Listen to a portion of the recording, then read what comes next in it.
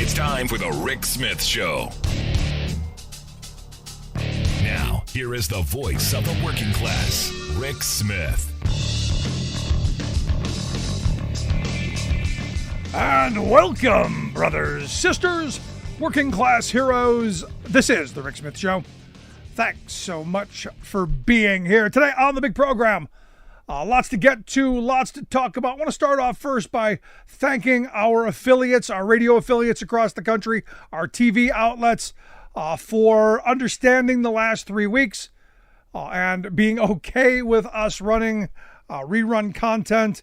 Thank you to you, our audience, for sticking around and for all of the inquiry, all of the messages, all of the thoughts, the prayers, the vibes, the good intentions, all of that.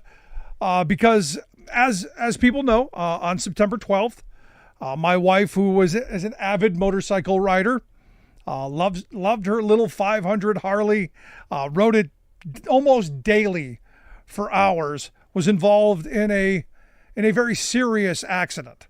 A school van, without warning, made a left-hand turn in front of her, and as the state trooper said, she didn't stand a chance. And she has been fighting for her life ever since. I am back at work because we are confident that she's going to make it, and she's going to survive. Now, what that means, with all of the broken bones and all of the rehab and the trauma that she has to her head, we don't know at this point. We're hoping. There are lots of prayers and lots of thoughts and vibes, and as I've said, good intentions and all of that going her way. So if that works, there's a lot of it to help her through this. And she has been a fighter through it all. And I would expect nothing less from her. And look, I've said before, I'm not an overly religious person, but there is something out there, I believe, that wants her to do well, because the response was amazing. You wouldn't have drawn up the kind of response in the moment that the accident happened until this moment. You couldn't have drawn up a better plan. And, as I try and take lessons from tragedy, one of them is that I want to live in the world that happened the moment my wife was involved in this serious accident. The moment that tragedy was in front of people, they reacted. A young woman who came to her aid, a nurse who came to her aid within seconds to ensure that her airway was clear and she wasn't going to drown in her own blood. The EMS who arrived within minutes. The state police who within several minutes arrived. The helicopter that arrived within a half an hour and was able to set down within 20 feet of where she was. The fact that we have one of the best trauma hospitals in the country within a helicopter's flight. The best surgeons, the best doctors, the best nurses, the best facilities. And nobody in any of this asked who she voted for or who she loved or what she loved or any of that. They came together as a community. They pulled together in a mission. And that's the world that I want to live in. A world where it's not about who we voted for only in the last election or what you look like. Because to be honest, from the outside, some of the people that responded, maybe you wouldn't have expected them to, in that moment, rise to the occasion and be the hero that I believe that they are. And maybe in that moment, we can find our better selves. The systems that were in place, the funding from our tax dollars, the oversight from our government, the strength of our unions, all working hand in hand simultaneously to provide the best system possible. So that every step of the way, the machine was working. Good governance, good citizens. Now, we had the opportunity, as I said, we are in an area that has one of the best trauma hospitals in the country, the Hershey Medical Center. The Hershey Med Center is overwhelmingly unionized. from the people who pick up the trash and cut the grass and serve the meals and fix the plumbing and do everything there, to the people who were sticking needles in my wife's arm, represented by labor unions, empowered to do the right things at the right moment. That for me is kind of the lesson of the world that I want to move towards. The lesson of the world that I think we can and should be moving toward.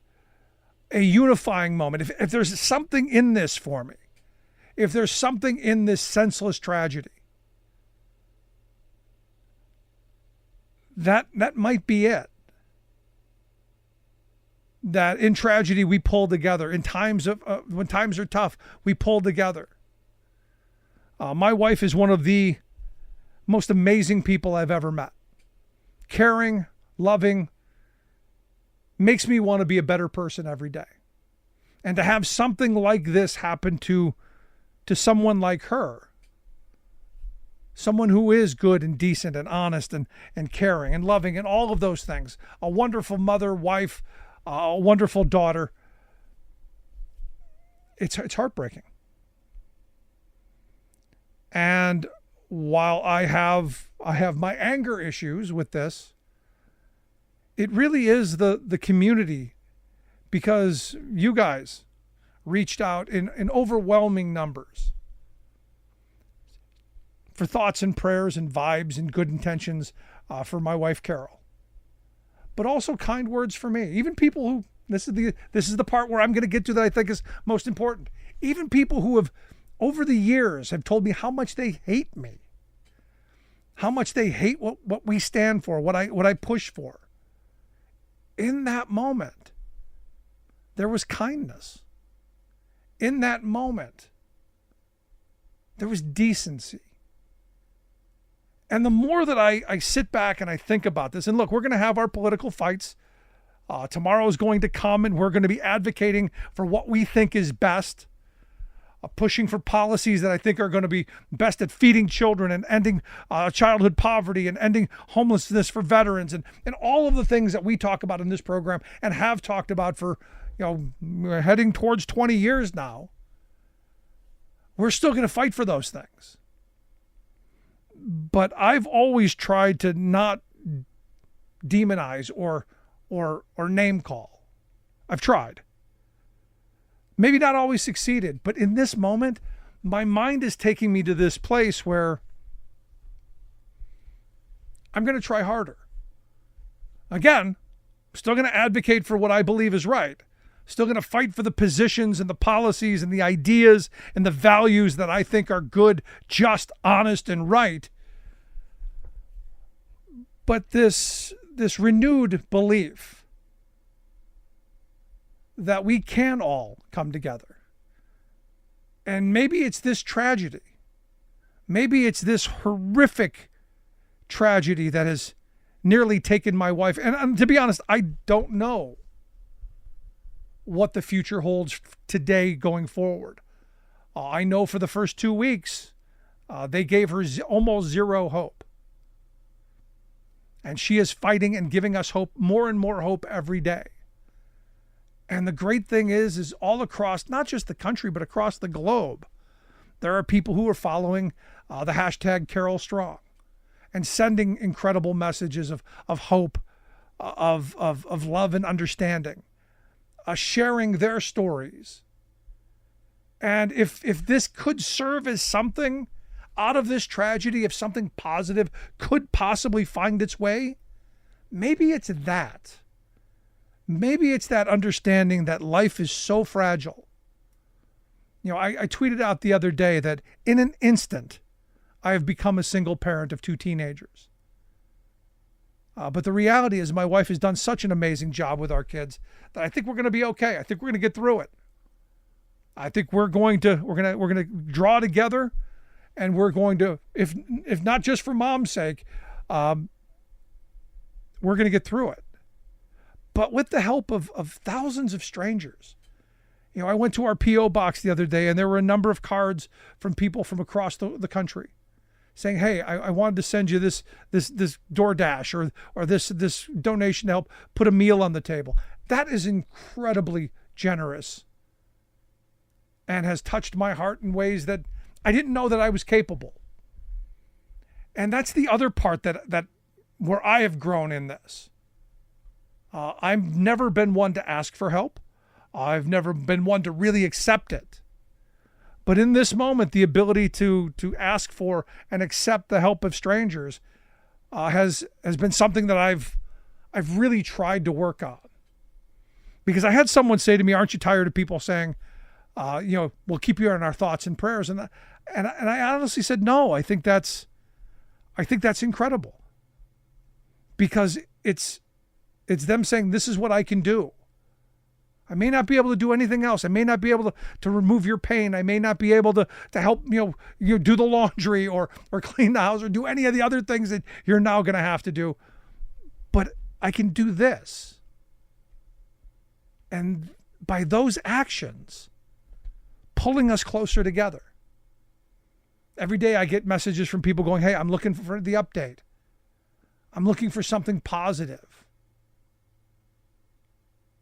And over the next several months, and as I understand, this is going to be a lengthy recovery. Not just the bones. I mean, she broke basically every bone on the right side of her body. As those heal, we're through all the surgeries. So as those heal, she will get bigger. She will get better and stronger. But ultimately, it comes back to what comes back cognitively. We're all hoping, and we're all asking for prayers and thoughts and vibes and good intentions. And if there is some greater power, if there is someone who's earned the right to be okay, it is my wife, because she is a very good, decent person. And as I said, the fact that there were so many people, in fact, so many people that you don't even think about every day. And I want that for everyone. I've talked about my life on this program from the beginning. The fact that I was a kid growing up in a housing project, we were poor. We had virtually sat on milk crates as furniture. There was no food in the house at the end of the month. And what I've talked about is my good fortune, the luck that I've had, the opportunities that I've had, the hand up that I've been given.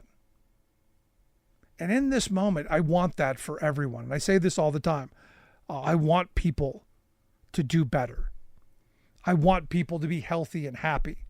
I want people to experience community. And in this moment, and this is where I want to finish this, because I'm not going to talk an awful lot about this going forward.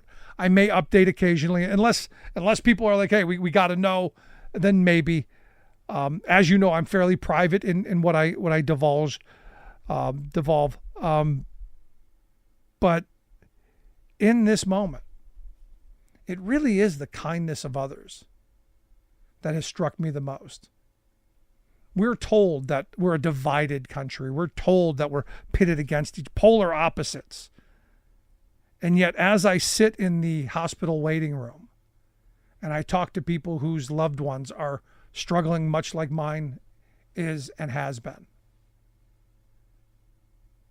there's common ground, which leads me to believe that without tragedy, maybe we can still find that common ground. We just have to have that thing that brings us together. That common goal, that common mission, that common idea, that common value.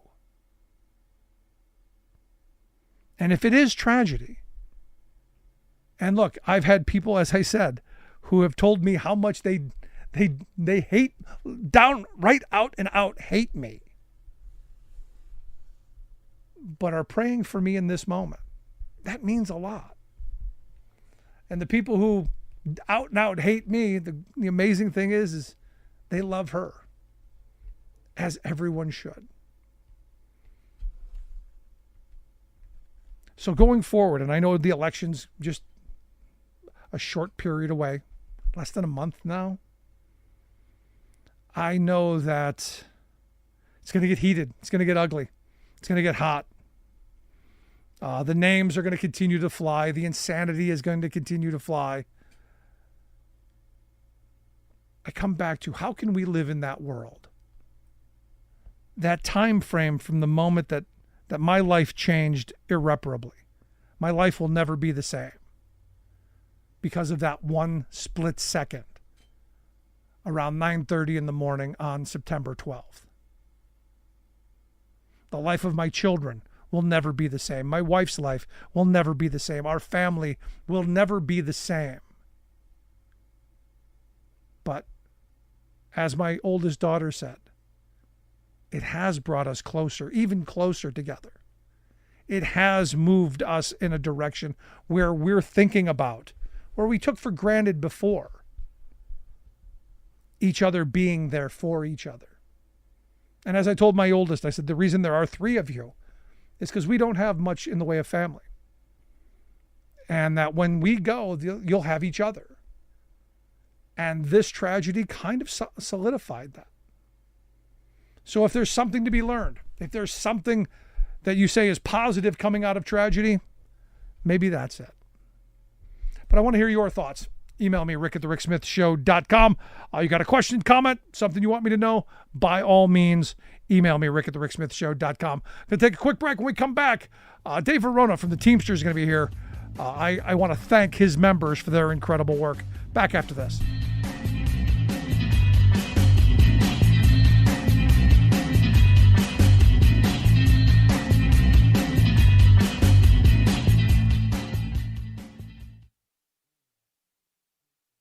We are AFGE, the American Federation of Government Employees. We represent 700,000 federal and D.C. government workers who are the vital threads of the fabric of American life. We support our nation's military. We take care of our nation's veterans. We protect our nation's borders. We respond to our nation's crises and natural disasters. We provide services to our nation's seniors. The American Federation of Government Employees. We work for America. We are AFGE, the American Federation of Government Employees. We represent 700,000 federal and D.C. government workers who are the vital threads of the fabric of American life. We support our nation's military. We take care of our nation's veterans. We protect our nation's borders. We respond to our nation's crises and natural disasters. We provide services to our nation's seniors. The American Federation of Government Employees. We work for America.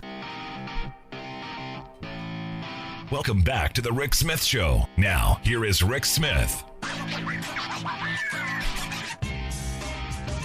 So the last little more than 3 weeks, as we've been talking about, I've spent the better part of my life at the Hershey Medical Center in Hershey, Pennsylvania, a fabulous healthcare facility. And what makes it so incredible in my view, and I've been telling anyone who listens, is the fact that it's overwhelmingly unionized.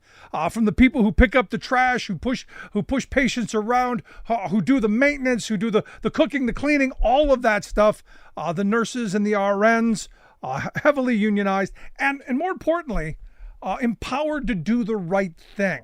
And for me, that's the great part of this. So today I want to spend a little time reaching out to some of those folks and thanking them. And that's why I've asked Teamsters business agent Dave Verona to come share some thoughts with us. Teamsters Local 776. They represent a large portion of the employees at the Hershey Med Center. That's why I've asked Dave to come talk with us. Dave, thanks for taking time for us. Hey, Rick, thanks for having me on the show. So, look, I've been saying, a unionized workplace is a safe workplace, is a good workplace. It empowers workers to do the right thing. And I got to tell you, and I want to thank you on behalf of your members and the work that they've done. Thank you for the work that they've done. Thank you for the fact that they, in every instance, in my experience, did the right thing at the right moment. So I just wanted to start with that. Well, I appreciate that, Rick. Thank you. Like I said, I'm very proud of the members down at Hershey Medical Center. It's 24 hours a day, 7 days a week, 365 days a year. And, I'm very proud of the job they all do down there. Like I said, it's a real good group to represent. And like I said, I'm just proud of the jobs and the work they do down there.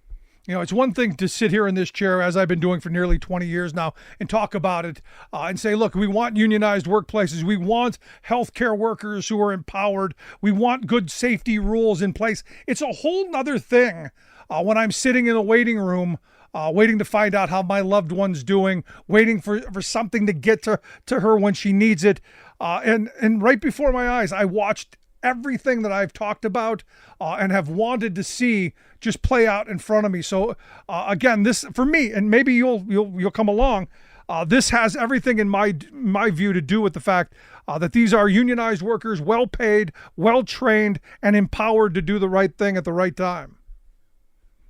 Yeah, I mean, yeah, on that side of it, like I said, the workforce we have down there, like I said, they're top notch, number one on that side of it. And like I said, it just, proud to be a part of, what they're doing down there. So walk me through some of the jobs, because look, I ran across some of the people who were, pushing, people who need help from the door to where they were going. There are some transport people, the people who do the maintenance, the people who do the repairs. I mean, the jobs there, I can't even begin to say the people that I ran into. Can you walk me through? It's a very diverse workforce down there. I mean, we have 106 different job titles that we represent down there, from food service all the way to the surgical technologist, from housekeeping all the way to the trades department. I mean, we have a complete trades department down there that has carpenters, HVAC, plumbers. I mean, it's a big unit. And like I said, there's a lot of people down there doing a lot of work to make sure everything happens down there every day. Now, there's a lot of talk, especially from the anti-union crowd, that in a place like that, you can't possibly have unions or union rules or empowered workers. And I'm here to tell you, look, I saw it work in action from the other side, not from an employee standpoint, but from a patient standpoint.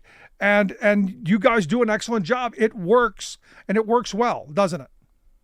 Yeah, I mean, like I said, I appreciate you saying that. Like I said, I know I keep saying it, but I can't be more proud of the job they do down there.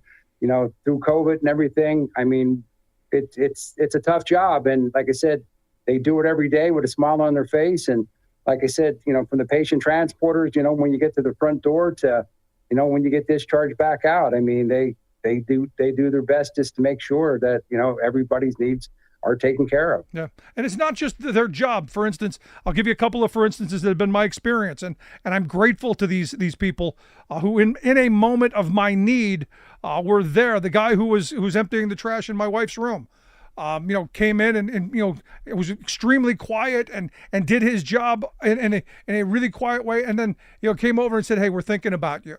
And things are going to be okay. You're in a good place." And it was that moment of 3:00 in the morning of dark despair that someone said, "Hey, you're going to be okay." And I really appreciated that. Yeah, I mean, doing those jobs on that side of it, like I said, the empathy that the employees have for the patients that are in there, it amazes me. Even when I go down and do site visits, we'll be walking down the hallway and we'll be talking about our business. Basically the contract on that side of it, but the patients come first, and I mean they'll stop to help a patient at any time. I mean, it's like I said, it's very proud of the fact that they do that.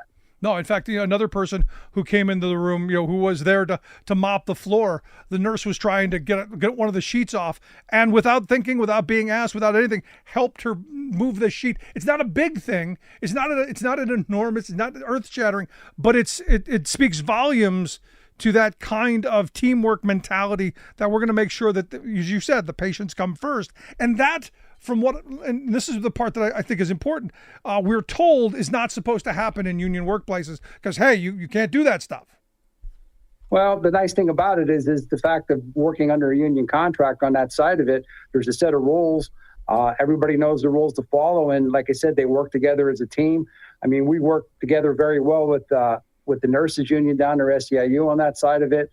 And like I said, it usually works out really well on that side. And I said, you can't see a better oiled machine than the people we have there. No, and it's a testament, just showing up there every day, basically living there for the last more than 3 weeks. I've witnessed that firsthand, and I wanted to take a moment just to thank you and your members for the incredible work that they do, especially the guy who was working at in the cafeteria at the checkout, who Right. I spilled a soda on because my computer bag strap broke. And it ended up all over the place. And he just said, he could see in my face, I had just in that moment had it. And he just said, "Hey, it's okay. We'll take care of it. Go get another And one. Don't worry about And it. that's the professionalism that they actually bring, Rick. I mean, on that side of it, I mean, we represent the cashiers down there, and like I said, they do a fantastic job. And like I said, it's professional, all the time. And I think it has a lot to do with the contract and, knowing that the rules are there, and it just works out well. And they're well paid. They're well compensated. They've got good benefits, job security, all of the things we talk about that we want employees to have. Also that empowerment. So the question I have, the last one I've got, because look, my experience here is top notch, second to none. I don't know what the next level of this is going to be for us as we move to another facility that unfortunately is not unionized. How do we ensure that everybody gets the experience that I had, and that we unionize all of these workplaces? How do we do that? Well, I mean, our local works very hard. I mean, we have a full-time organizer on, and we're always looking at different opportunities on that side of it, to try to reach out to help workers in those, in those places that aren't unionized. And we try to actually explain the benefits. I mean, you can talk to any of my members when you walk down through the hall. Some of them have actually worked at those non-union facilities, and once they actually came here, it's a whole different world for them, and they're very appreciative of the benefits that they actually have, and the contract they work under. Yeah, no, I've had numerous conversations with people who've told those stories. And it is because of that contract. It is because of your representation and their solidarity that they do feel empowered to do the right thing in the right moment, regardless. And I think that's fantastic. But Dave, I wanted, again, as I said, I wanted to thank you. I wanted to thank your members from the bottom of our heart. We really appreciated everything you guys did in our darkest hours. So thank you. Well, Rick, I'll make sure that they know that. Like I said, a lot of times the jobs that they do, they don't get that recognition, and I'll let them know. I mean, on that side of it, it means a lot to them when somebody takes the time to say thank you, because like I said to them, they're just doing their job every day. And, like I said, it's just that little, gives them that, that's why I'm doing this. I mean, so I appreciate that, and I will let them know. Thank you, Dave. I appreciate it. Thanks so much. Dave Verona, business agent with Teamsters Local 776. I want to hear your thoughts. Have you had experience in unionized healthcare settings? Have you had the same kind that I've had? I want to hear it. Email me, rick@thericksmithshow.com. Going to take a quick break. When we come back, other side, Seth Love's going to be here, one of the RNs who spent some time working with my wife. And I want to thank them for the incredible work that they did. So quick break, right back after this.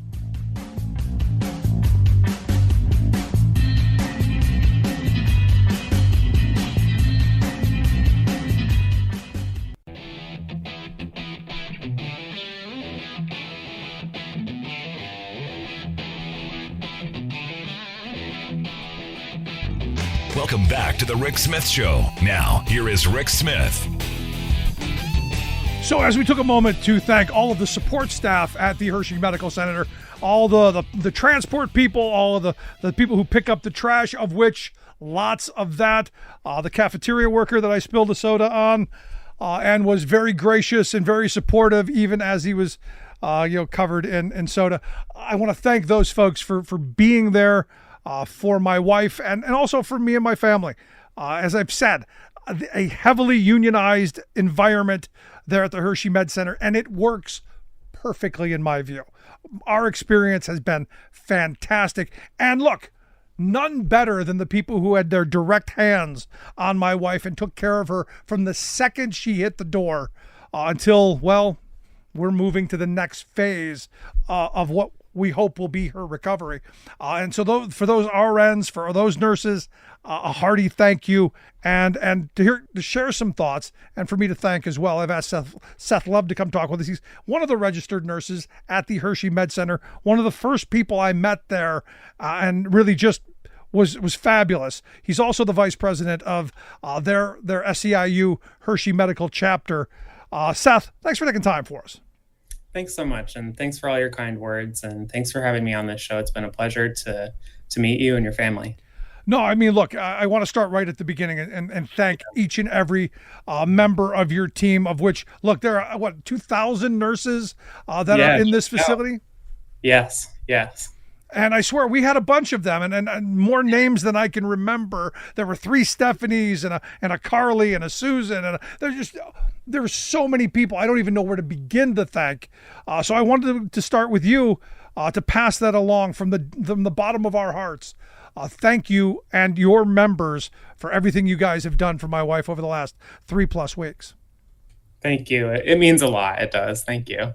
Now, as I spoke with Dave Verona a moment ago, and I said, look, the reason I think it works so well in a unionized environment is that the workers are empowered to do the right thing at the right moment.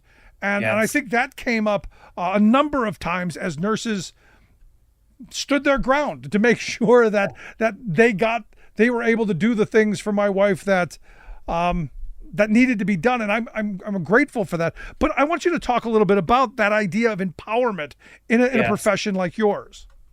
That's a perfect word to use, truly, especially in a unionized workforce for nurses.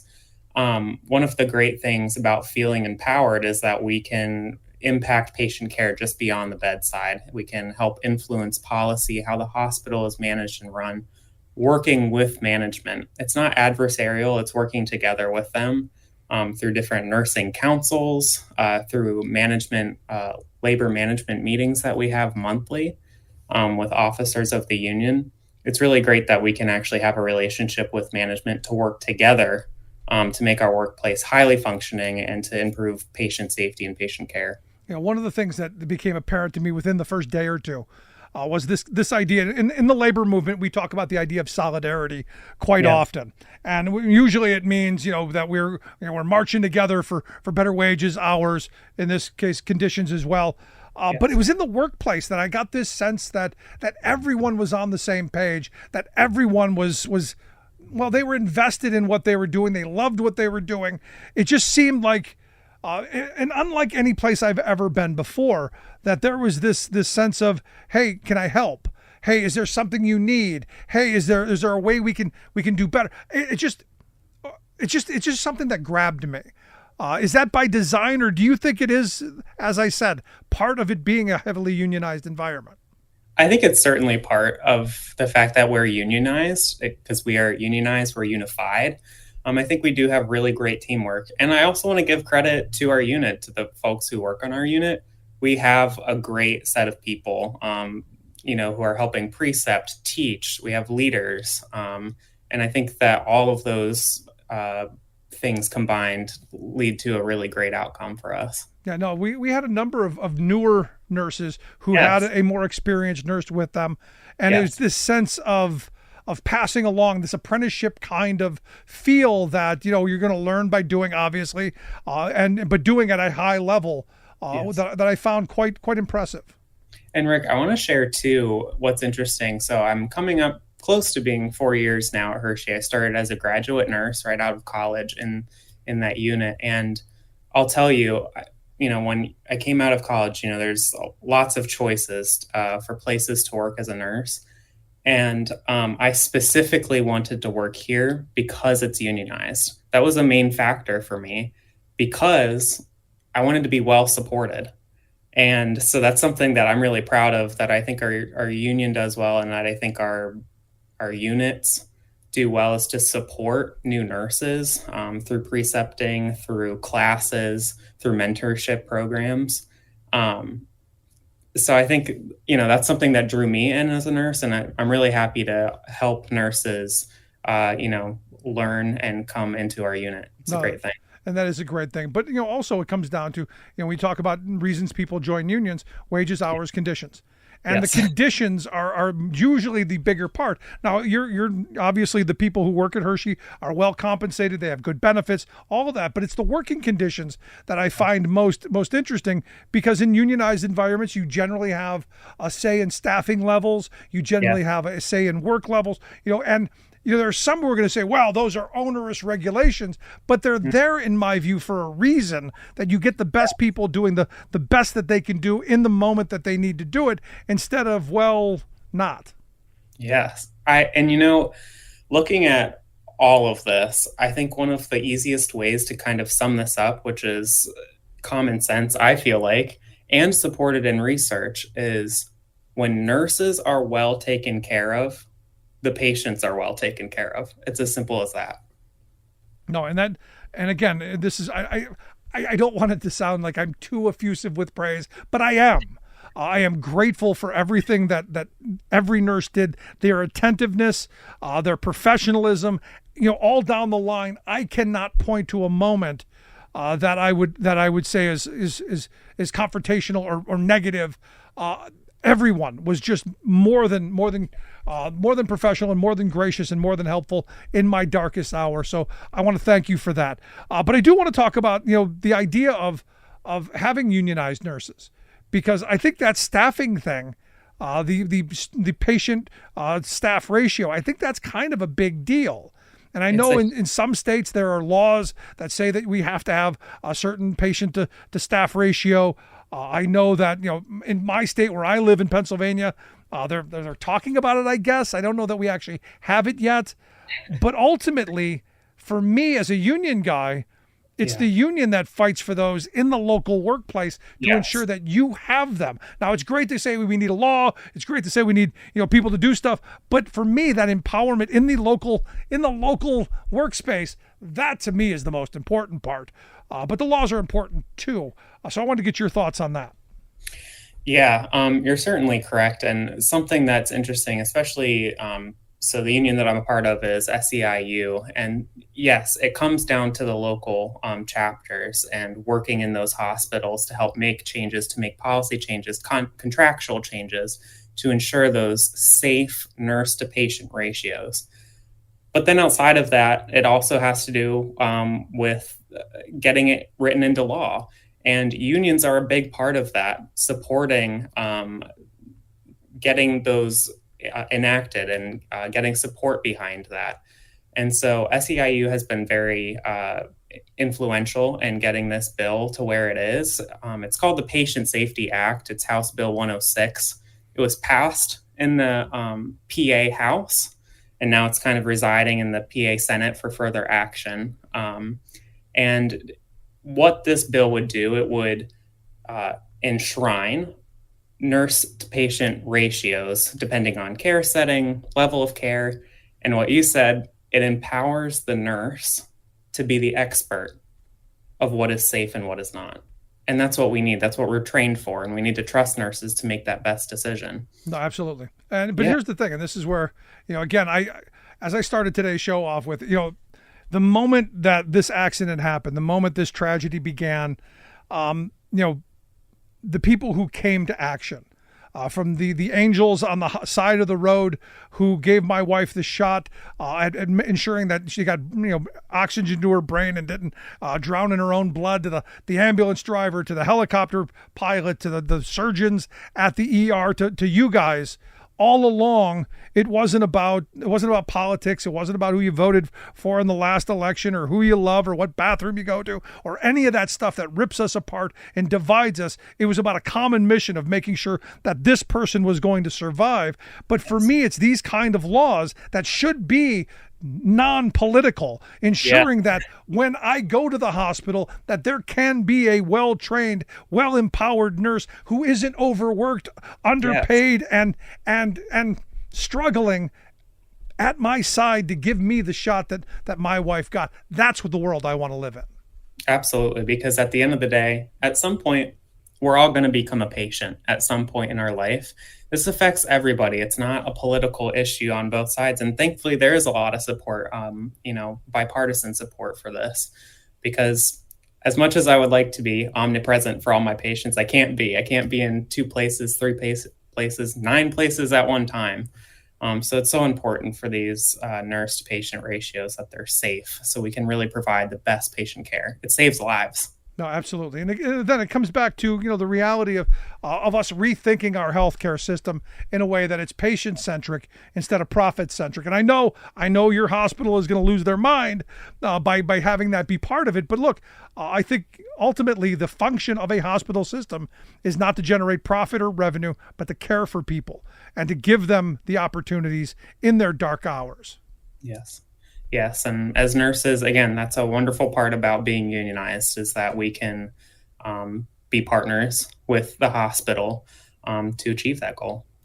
So last line of questioning I've got for you, because look, I just think your members, and I don't know that I can say it enough, and I don't know that there are any words or gestures I can say or perform that will adequately express my feelings of gratitude, my thanks to everyone who just, as I said, in my darkest moments, were there for my wife and also for my family. So I don't know how I can do that, but I hope that there's a way we can. I everything so far, just to how your family is, to all of us nurses, and even doing this, it's truly appreciated. It's very, very kind. Thank you. And what can we do? What can our listeners, our viewers, what can people do to ensure that others have the same kind of experience? As I said in the last segment, I think every hospital, I think every worker should be unionized. I think everyone should have a contract. I think everyone should feel the ability to be empowered to do the right thing in the right moment. Any thoughts? Any closing thoughts? Yeah, to the listeners out there, not to get political, but pay attention to your elections that come up. See how you can support these, the Patient Safety Act. See how you can support the SAVE Act to help prevent against violence in the workplace against healthcare workers. Write to your legislators to get involved. Look into unionizing. These are really important topics. And also, I have to say too, be kind. If you're in the hospital, if you have a loved one that's there, it goes a long way just to be kind. Unfortunately, there's a lot of violence. There's a lot of hate, even that our nurses, our healthcare workers face. And just simple gestures are just so much appreciated. I think that goes a long way. How is that possible? Look, I look at you and your members, all the people who have done their best to make sure that my wife gets the care that she needs. How can you? I guess it's not even a question. It's more of a statement. I don't know how you can turn to you and be angry. We always try to be empathetic because, as you said, these moments can be some of the darkest in your life. They're very stressful times for many of our people. And so we understand that this is not normal, and it can be very stressful to react and act out in anger sometimes. And we recognize that, but there is a line that, that we need to create a safe environment. And so, there's no excuse. There's no excuse. And the fact that we don't protect our nurses and our healthcare workers, much like we don't protect our bus drivers from people, especially in this post-pandemic world, is disgraceful. And politically, something I agree with you most certainly has to be addressed. But Seth, I appreciate you taking time for us. Again, thank you and thank your members. But again, I appreciate you taking time. Thanks so much, Rick. Seth Love, a registered nurse there at the Hershey Med Center, and really terrific people. Want to hear your thoughts, though. I know a little over the top, maybe, but I don't think so. I think we do need to appreciate the heroes, because remember, pandemic, frontline heroes, essential. I'll tell you, these people the last 3+ weeks, all of that and more. I want to hear your thoughts. Email me, rick@thericksmithshow.com. Going to take a quick break. Right back after this. Stick around.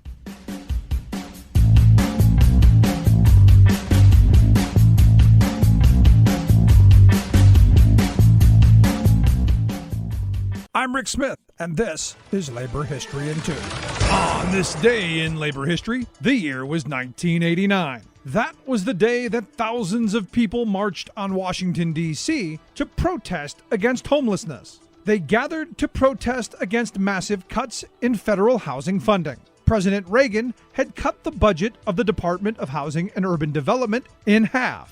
The protesters hoped President George H.W. Bush would change this course. They called their protest Housing Now. Estimates of the crowd ranged from 40,000 to more than 200,000. The New York Times described those who participated writing, quote, "They came from as far away as Miami and Beverly Hills, Memphis and Portland, Oregon. Some had walked from New York City. They included homeless men and women, families who rent but can't afford to buy homes, state and local officials, and prominent figures." a delegation of 500 homeless people and allies came on buses from Chicago. They were joined by famous participants that included Coretta Scott King, Susan Sarandon, and a performance by Stevie Wonder. Union members also joined the protest. One of the participants interviewed by the New York Times was a 24-year-old apprentice with the International Brotherhood of Electrical Workers. Cassandra Benton told the paper, quote, "Hopefully, now they will see everyone is united.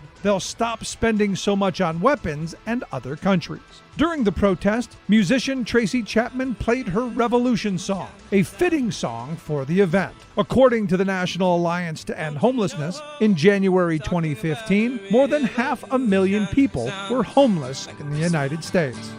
While they're standing in the welfare lines, crying at the doorsteps of those armies of Salvation. Labor History in 2 brought to you by the Illinois Labor History Society and The Rick Smith Show. For more information, go to laborhistoryin2.com.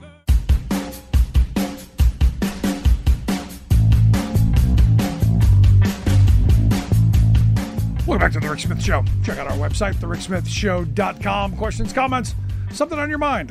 That's where you email rick@thericksmithshow.com. And again, I want to thank everyone. There's so many people who reached out to us during the last couple of weeks with well wishes, with thoughts and prayers, and all of that, good vibes, and all of that. That I don't know how to express how grateful we are for it. People went out of their way to let us know that we are in their thoughts, and I'm extremely appreciative for all of that. And to everyone here in our audience and everyone who listens or watches the program, thank you. Truly, thank you from the bottom of our heart. In our darkest moment, you guys were there, and I appreciate that. And as I've said before, I want this. I want this response for everyone. And that's what being part of a society is. And I talk about this a lot. And my kids reminded me, as we were going through some of the messages and some of the mail that we've gotten in, that this is what I talk about. Being part of something, being part of a community that supports each other, part of a community that cares about each other, part of a community that reaches out in times of crisis. Our neighbors have been fantastic. Strangers have sent us, DoorDash, gift cards saying, "Hey, here's tomorrow night's dinner." That kind of stuff. That's the world I want to be in. That's the country we are. That's the people we are, or at least we should aspire to be. I know, because I've seen that we can. I know that given the right motivation, and this comes back down to our political leaders as well, a call to a higher calling, and I talk about aspirational politics all the time. What kind of a world do we want? What kind of an economy do we want? Sadly, for too long, we've been pushed in this idea that hooray for me and the heck with everybody else is the way you build an economy. We've been told for so long that government can't or shouldn't do anything, that only private corporations can do. When the reality is the volunteer fire department and the volunteer EMS department that showed up, that's government of, for, and by we the people. That's a community at work. The well-funded hospital that we got to go to. That's good governance. That doesn't just happen.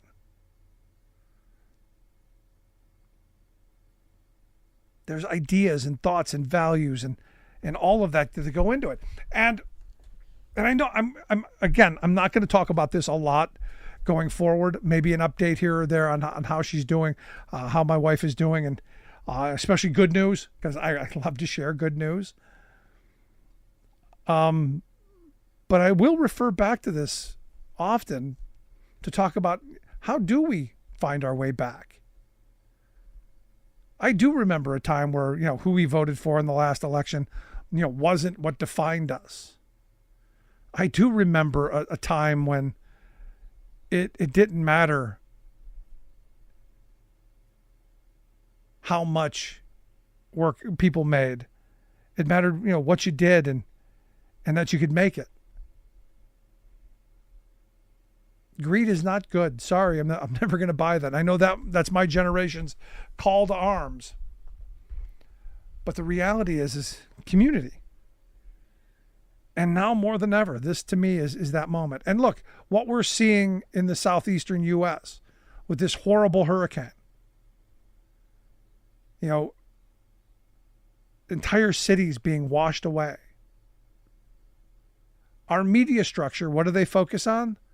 They focus on the pain and the suffering, not on the fact that you're seeing people in action. You're seeing our government within hours having FEMA on the way and in place. Even though they kept pushing the narrative, there's nobody there. Maybe not where you were standing. And again, this comes back down to underfunding, understaffing.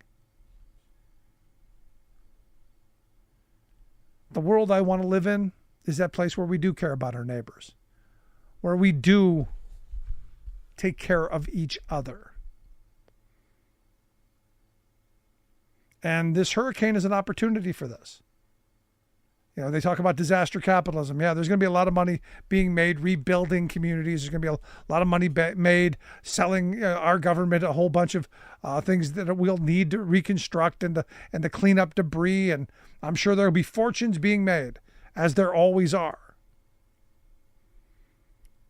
But for me, the hope is a little bit deeper.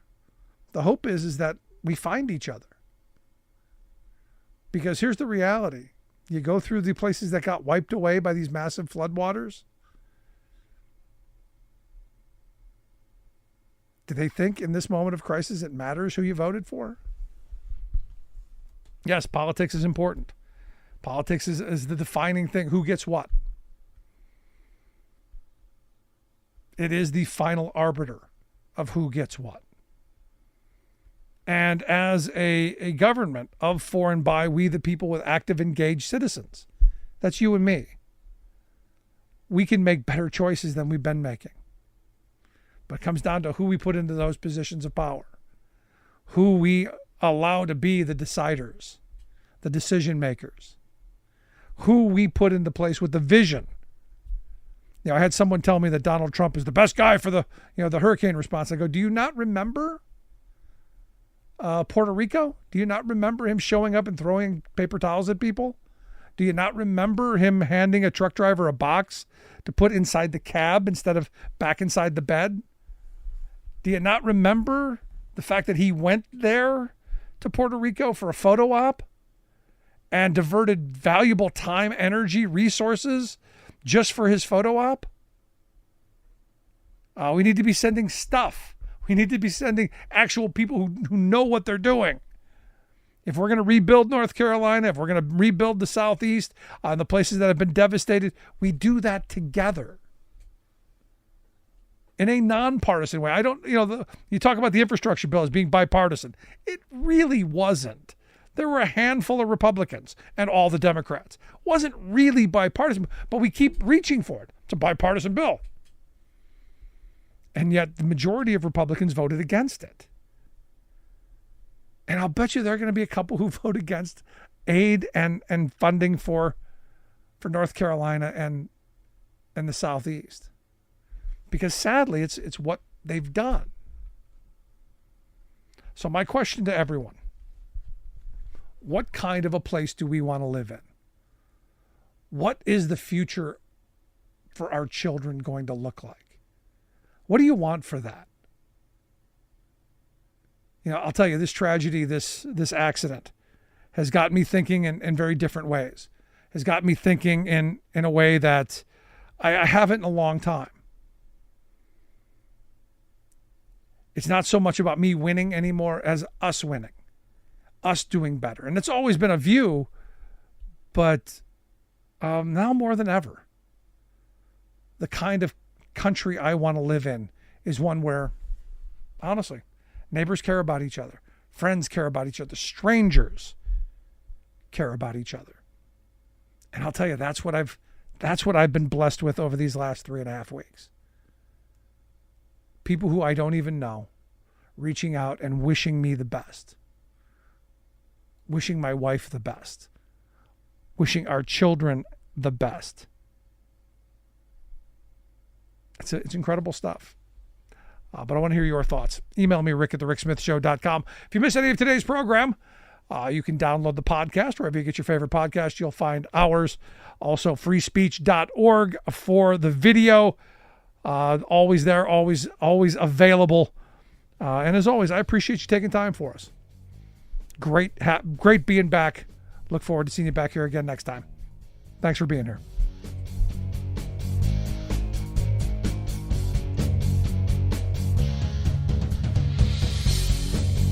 You've been listening to The Rick Smith Show. Email Rick at rick@thericksmithshow.com.